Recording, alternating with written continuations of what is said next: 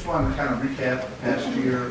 Back in 2012, the approved budget for the building department was $718,801. The actual budget at the end of the year, what we actually spent was $671,918. So we actually spent $46,000 less than what we were approved. The building department projected revenue for 2012 was $550,000. The actual revenue in our department was $720,481. So this was the first time that in 2012 we actually saw the revenues in the building department exceed our expenses.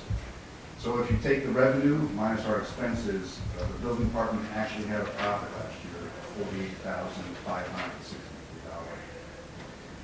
A lot of the contributing factors to that was, we saw the construction at Cedar Center.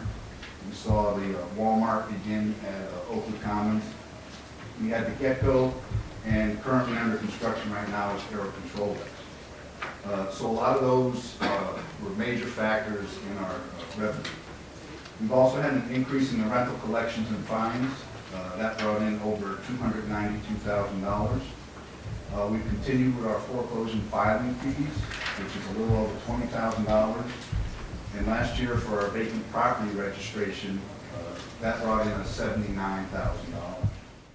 For the city of Southampton in 2013 is the continued build-out of the Cedar Center Shopping Center. The city still owns those two remaining parcels for sale and then to reconstruct those.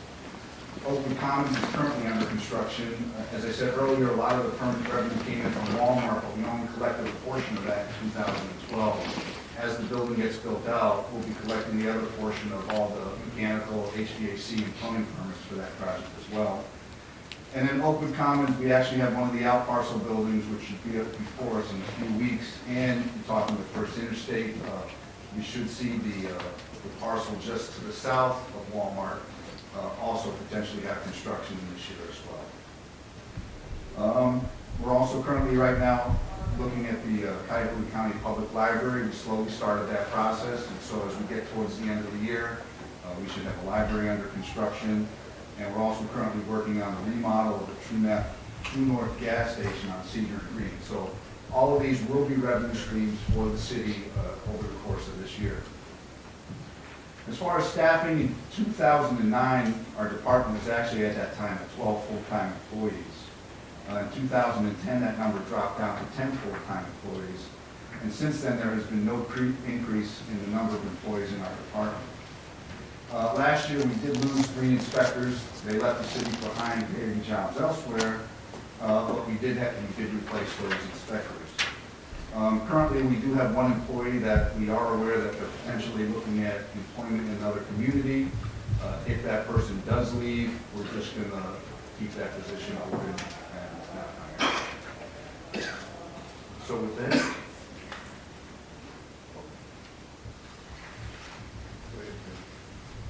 There was 1 employee who looks like he had a 50% increase. Maybe I read it wrong.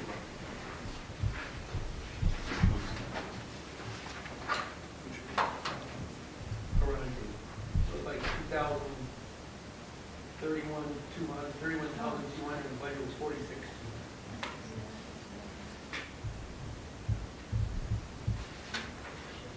Yeah, she got that. She's not at Barb's rate. She's not in Barb's rate. It's budgeted for Barb's rate. She's not at Barb's rate. She doesn't earn that much. It'll come in under budget. Well, then the budget 46.2 should really be 31.2. Yes. So we're going to change it to 15,000. I don't know. 15 here, 15 here.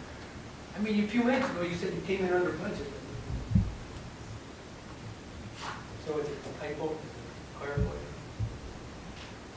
Must have been, I could read it. Thank you.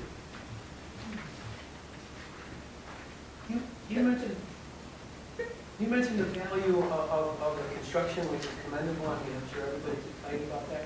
Do you track the value of the houses that have been torn down? You estimate each property is worth $100,000. You took down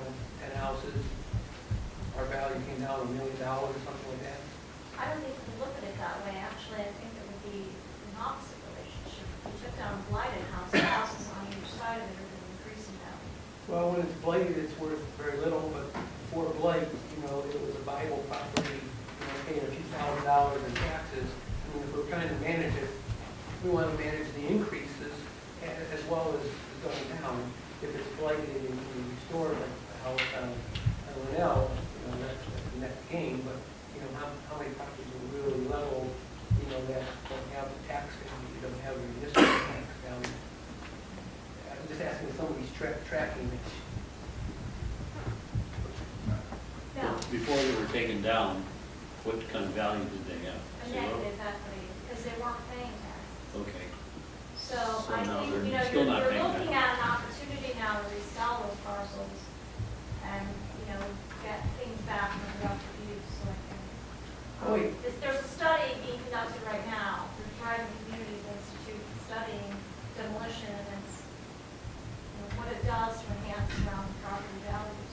So I mean, I think the jury's still out on that one, but no, we didn't sit and calculate, you know, Well, a house that only had $100,000 value and went through foreclosure and was paying $3,000 in property taxes, wasn't the bank paying those property taxes during the foreclosure process? but generally speaking, and this isn't something we can say with absolute, the properties that get torn down are the ones where no one's paying taxes, where we have a situation